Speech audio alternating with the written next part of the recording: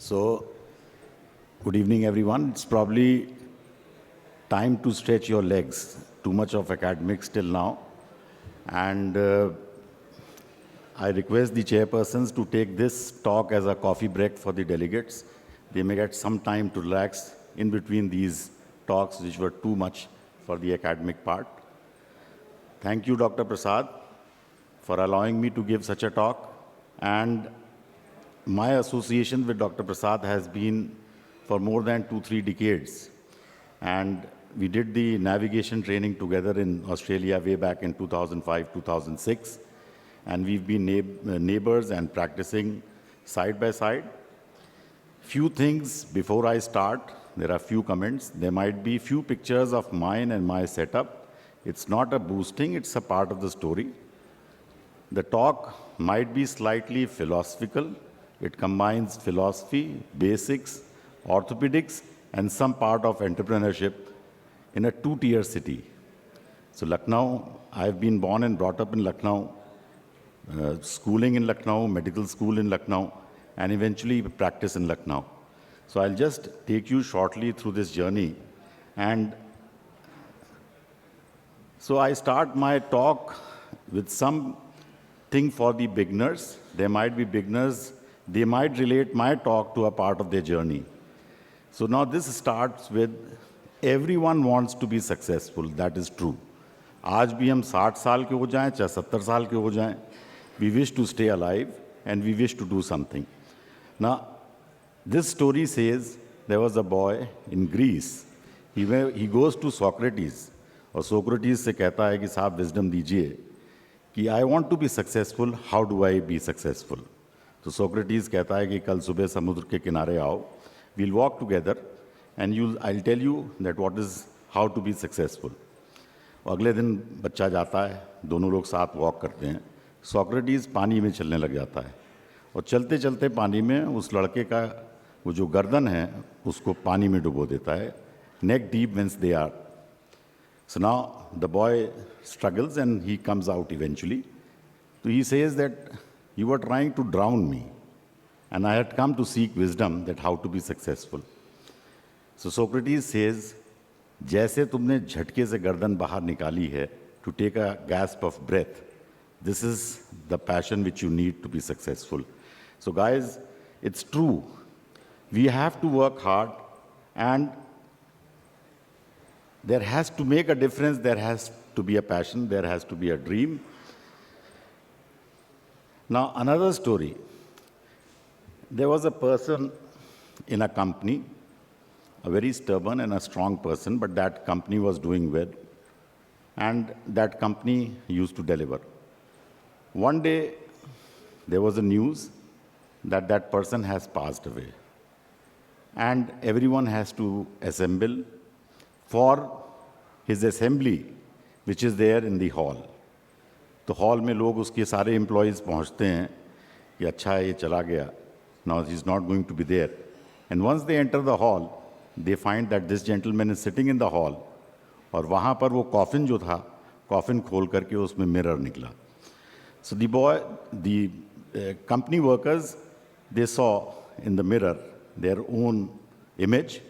So the moral of the story is, basically, we ourselves are holding us back and we need to train ourselves. So यहाँ से story start होती है for an orthopedic surgeon. That's just a basic that we need to develop ourselves in any field, be it orthopedics or any field, you have to develop yourself. And what I feel that there are few C's which are important, that is the confidence, communication, connection, and collaboration. So confidence comes from training. So you need to develop yourself. So we've been trained as an apprentice. We never had a structured training. And over a period of time, we tend to evolve. And I was much into trauma to begin with and an AO person. So with AO, I got an opportunity for a structured training. And I would suggest the orthopedic surgeons, so I'm just taking this orthopedics gradually, how do you become an entrepreneur and you come up with a hospital. So it has a structured training, and over a period of time, you tend to graduate from a table instructor to a chairperson. There are different programs, faculty education program, there's a chairman education program, there's a leadership program, and probably this is one place where you tend to go in a step ladder fashion, and then you tend to become a leader. Networking, that's the reason we all are here. Networking is important. Networking is important not only for business, it's important to connect for your resources. So people, I'm a golfer, I'm not saying that I got my everything from golf, but there are certain places where you tend to have connects, and unless and until you have connects, you cannot grow. So networking is a very important part, and in terms of orthopedics, AO again I would say, AO is one place, I'm not advocating for AO completely, but I learned a lot from AO, and that is one place where you tend to go for networking. Communication is very important. It depends what message you are giving to your audience, and even if this in orthopedics, like doing a small workshop, attending workshops, doing talks in a local club, and gradually going up the ladder. So I'll be needing a few minutes. हमने आपसे कहा था coffee break type से, I'll taking 5-6 minutes more. So this communication skill you have to develop. This will be a part of the entrepreneurship skills. Collaboration is important. So initially, once सब लोग जो practice start करते हैं, आप compete कर रहे होते हैं किसी से, and there's always a competitor, and you tend to compete with the person. Gradually, you become a personal achiever, and you tend to evolve as a team player, and eventually you become a team builder. Now, once you become a team builder, that is the time when your leadership starts. Once you become a leader, your attitude should be a servant's attitude. You should be mission conscious, not position conscious. So there are certain things which you have to do as a leader. And unless and until you develop a leadership skill, it will be very difficult. Everyone is a leader. At home, you're a leader. You're leading your family. In school, your teachers, they are there. Your captains, prefects, they are there. So this leadership has to be there. And gradually, you tend to evolve into a leader. Now, this line I liked very much. World is built by people no more smarter than you and I. And this is what Steve Jobs said. And he says, love what you do and do what you love. So we all know that more than 70% of our time is going to be involved with work. So you have to work. People, they say work-life balance, everything is there, there's no doubt about it. But people, even most of us, we work even on weekends, and we know it, that we are working on weekends. We say we are not working. Now, just a small, this is what I said, I'm not going to boost myself. It's just a journey wherein people can relate. So we started from a charitable organization, and I started with a salary of 5,000 rupees in 2000, so it was 1996. 2019, I worked up in that charitable organization, working upon numbers, and you just earn your skills in those setups. It may be a government setup, and gradually we moved. Lucknow saw a corporate coming up, that was Sahara. It was a local corporate, I can openly say it was a local corporate, it was never a corporate.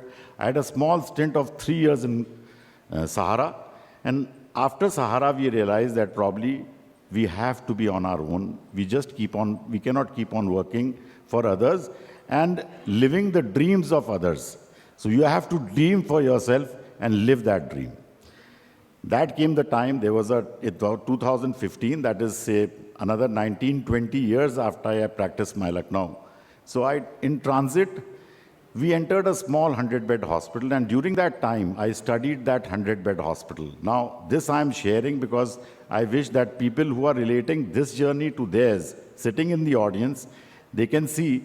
So I was working in a 100-bed hospital, and I was studying the accounts and everything. How does a 100-bed hospital work? In 2016, we came up with our own hospital, a 100-bed setup. And that's up and running today. That came up in 2016. And 2024, we came up with a 300-bed setup. So this part now is the time when this leap from 100 to 300 bed is a big leap. Now, this time you have to realize there are certain challenges. I'm not going to go into the details. You can just see the slides. financial challenges, operational challenges, compliances, interpersonal dynamics between your board, directors, partners, the different challenges which come up. But then once you meet those challenges, you turn into a docpreneur. Now, this part is important. We are insiders. We are insiders to the field, we as doctors. Why should we give it to the corporates and these IT geeks, the information technology guys? Why should we give it to them? We should turn ourselves and we should do it ourselves. To do is important that you need to, whatever steps I told, that is confidence, courage, connect, communicate, and collaborate. Collaboration is important. So now, the setup which we have today, it was inaugurated 4 months back, and this is a setup which is a super specialty setup, and we are still dreaming to go beyond that. The journey is on. This was possible. This is built up on 3 acres of land. We have been a part of the Investor Summit for UP. It's a 200 crore setup, and it all is reachable. This is what I'm telling you. Our model is different, and this model is basically an equity-based model. The doctors have collaborated, they have shared, they've been the shareholders, and the rest is debts, and it's not difficult at all. And this was the reason for giving this talk amongst you all, that we should understand that we can live our own dreams instead of for others.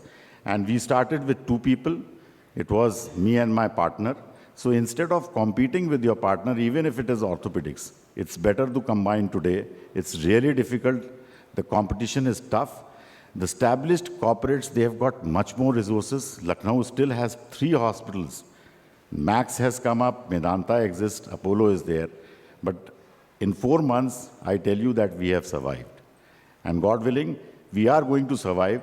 And from a group of 2 people, now it's a group of, with combined hospital, it's a group of 600 people working together.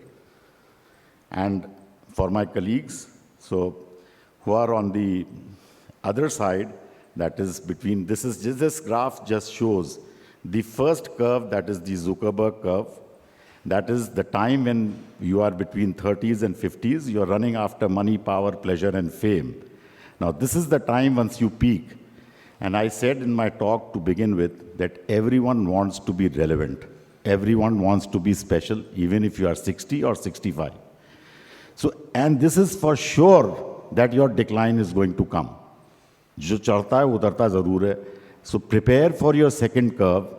I am trying to do this for my second curve, and this second curve is to pay back better than what we got. And what we are doing is mentoring.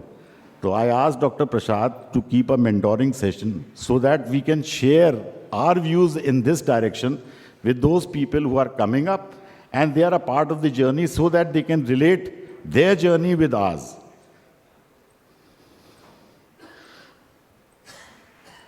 So this is about IAACon in the end. That is, we are going to have in 2025, and we invite you all. And thanks again. Thank you, Dr. Prasad, for giving me an opportunity to share my thoughts with such an accomplished audience. And the reason for giving this talk was कि मैं इन लोगों की तरह बोल ही नहीं सकता हूँ on subject. So thank you again. Thank you, Dr. Kapoor sir, for giving such an inspirational talk. And now we move forward to our next session as we are already running late.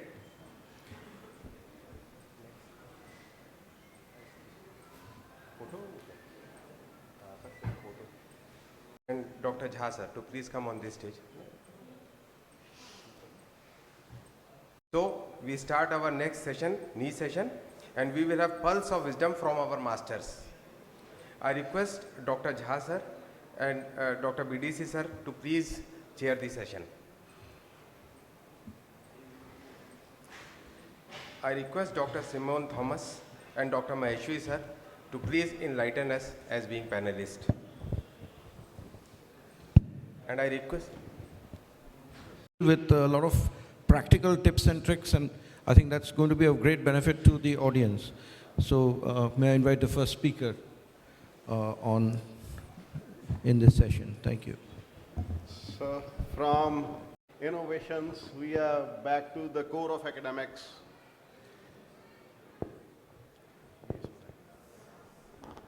And I'll be bringing you back to the basic knee replacement, or what knee replacement still means to me. It is still a soft tissue balancing surgery, and I'll just show you a few case scenarios and the situations that might arise. Can we have the display on, please? So we'll delve upon the art and science of achieving optimal PCL balance in CR knee. The disclosures are irrelevant, so I'll skip that slide by the time they have the display on.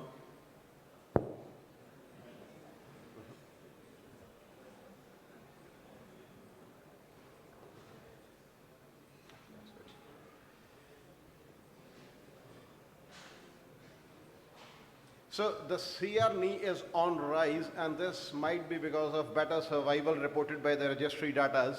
Some of the communities we have reached almost 100% CR arthroplasties. Few are still struggling to catch up, where integration of technology has fostered greater confidence in the CR procedures. As you can see, the graph of robotics and the CR is shooting up. So you can perform a CR knee in any given situation, provided the surgical technique adequately balances the knee kinematics, which might require releasing the PCL. So even in such situations, you look for a reason that why not a CR knee, so you become an absolute CR surgeon over time. And we all know that the tibial attachment of PCL is often lost in a very conservative tibial cut, but it is without consequences on table or in long term. And this has been pointed out by various image-based and observational studies previously, though these studies were reported for some other reasons. The fundamentals of PCL balancing were laid by Richard and Michael in 2008 when they introduced the lift-off, pull-out and slide-back test. So if the insert is lifting off, you can pull it up, or if it slides back, these are the unstable situations. So for a knee to be balanced, the femoral condyle should ideally be sitting in the middle of the insert in 80 to 100 degrees of flexion. If the tibia sags behind, it's loose. If the femur rolls back excessively, it's tight. So some of the surgical situations we'll look at. So in this first video, you can see that there is a roll back, but the tibia is moving forward. In the next three videos, you'll see that the knee is balanced in extension, but the moment you flex it, either the insert is lifted off or the femur rolls back excessively. And in the last video, you'll notice that the knee is tight in terminal extension, but it is well balanced in flexion.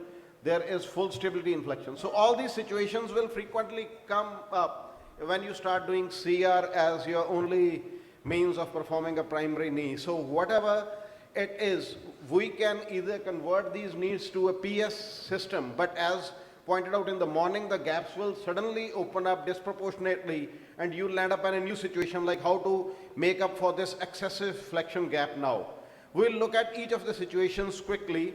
So for a lax knee, you just need to be aware of these three inserts that are there in the armamentarium.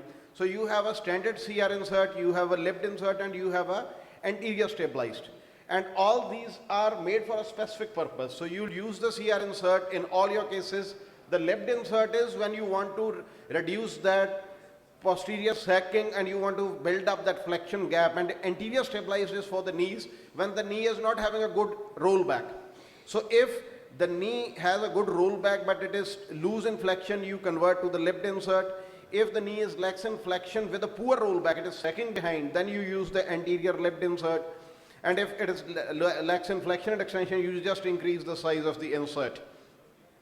Similarly, tight knee, we have different situations.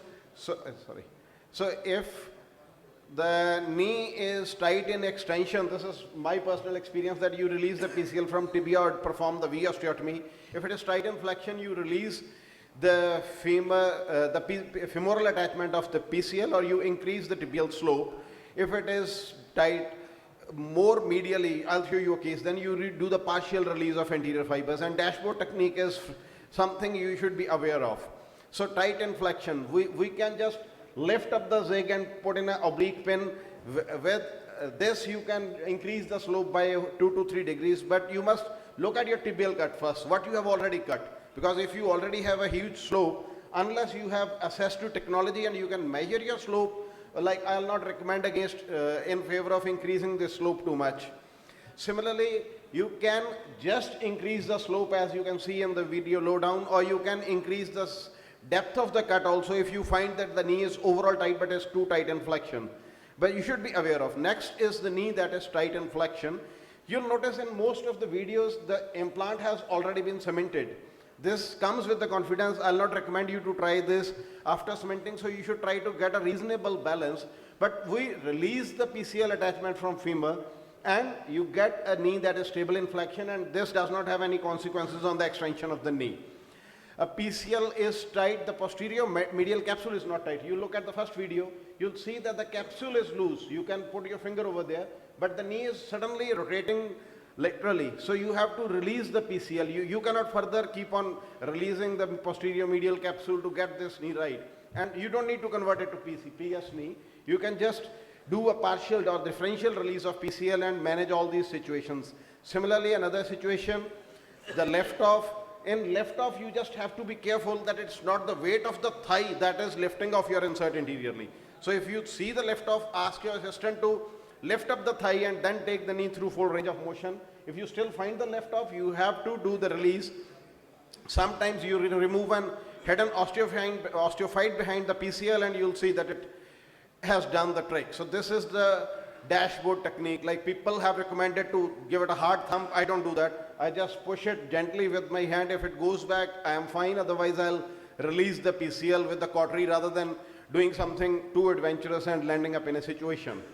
So why do we want to balance the PCL? Because the basic concept of CR knee is that you have to restore the joint line, you have to build the tibia, and you have to keep the inserts to minimum.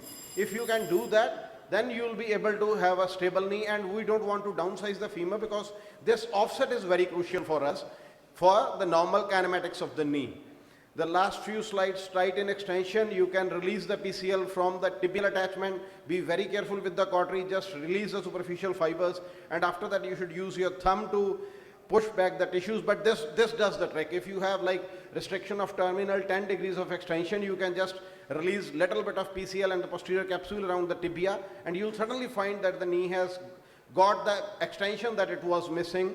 V osteotomy is another way of doing it, so you can use a broad or a narrow osteotome to create a wedge, but sometimes in osteoporotic bone, when you are extending your knee, you suddenly hear a pop and you'll see that the terminal extension has arrived. And when you flex the knee, you find a loose piece of bone around the attachment of PCL on tibia. Literature, there are reports to fix it. I say it goes without consequences. You should leave it as such. No need to fix it. It is just an auto V osteotomy. The last part of the presentation is that sometimes you really need to preserve that island. So if you see that the knee is going into slight hyperextension, you want to preserve this island because you want to preserve the PCL more, so you can take a dual cut. You take the first cut, preserve the island, and then complete the real cut, or you can put these two pins like we are doing in this video. So this way you can preserve an island of PCL around the bone, island of bone around the PCL. This is what most of the robotics are doing. So are we aligned with the evidence? Yes, there are retrospective studies where people have reported 10 to 15 years of follow-up, partial and complete release, and knees are doing fine, there are no consequences. So why do you want to do the CR prosthesis? Because survival is in favor. The first slide I showed you, it has a low revision rate than PS, and there are few meta-analyses which are coming up with this thing that the CR knee definitely has better survival. And is CR knee the right term? No, even the registry is quoting now unconstrained or minimally constrained knees rather than the CR knee. So this is the last video of a patient. We did the release and he can do everything with no restrictions. So this patient had release in one knee, and this is our data. We released the PCL in 89 patients. That was like 0.02% of the total knees done in that period.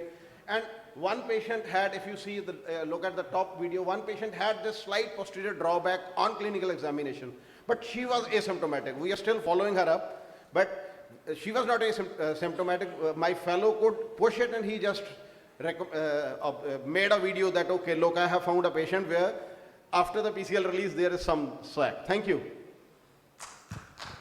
Thank you. So do we take the questions now or we at the end of the? So we'll take the questions at the end, okay.